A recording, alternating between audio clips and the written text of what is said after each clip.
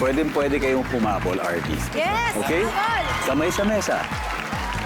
Ganun lang. Top 4 answers on the board. Minsan, bakit inaabot ng maraming taon na hindi umuwi ang isang kasambahay na OFW?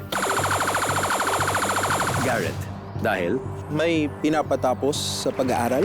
para makapag-aral yung anak niya, siya ay Meron siyang pera na ipapadala sa Pilipinas.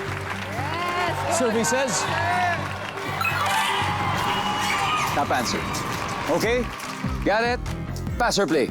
Play! Let's go. Final round. Okay. Minsan, bakit inaabot ng maraming tao na hindi umuwi yung isang kasambahay ng OFW, Julie? Mahigpit ang amo. Mahigpit ang amo. Nandiyan ba yung survey? Mahigpit ang amo. Wala, Bea. Bakit kaya? Minsan, inaabot ng maraming taon na hindi umuwi ang kasambahay ng OFW. Walang pamasahe. Walang pamasahe. Survey? Wala rin. Arabel, bakit kaya? Minsan, bakit inaabot ng maraming tao na hindi umuwi ang isang kasambahay ng OFW?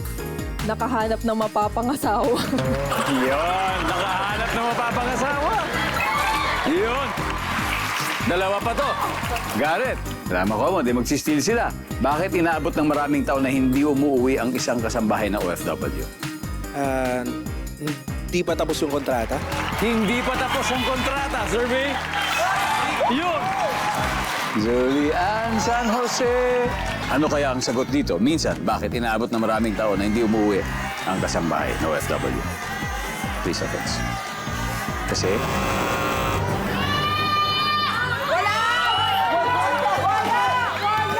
Simple lang.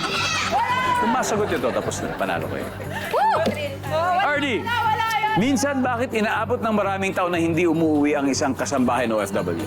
Isa siyang breadwinner sa pamilya niya. Breadwinner. LA? Feeling ko po, Kuya Dong, doon na siya nakatira. Kasi doon nakatira, di ba? Nakatira. Hana, dahil? Nagpapatayo pa ng bahay. Nag-iipon. Pareho lang. Mark. Again, ha?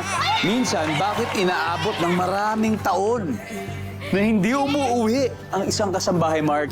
Baka nag-PNT.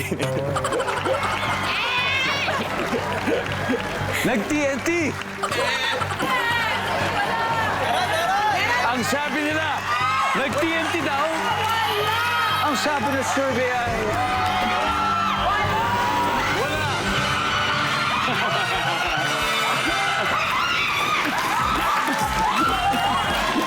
Akala ko yun eh. Number 3, ano ba to?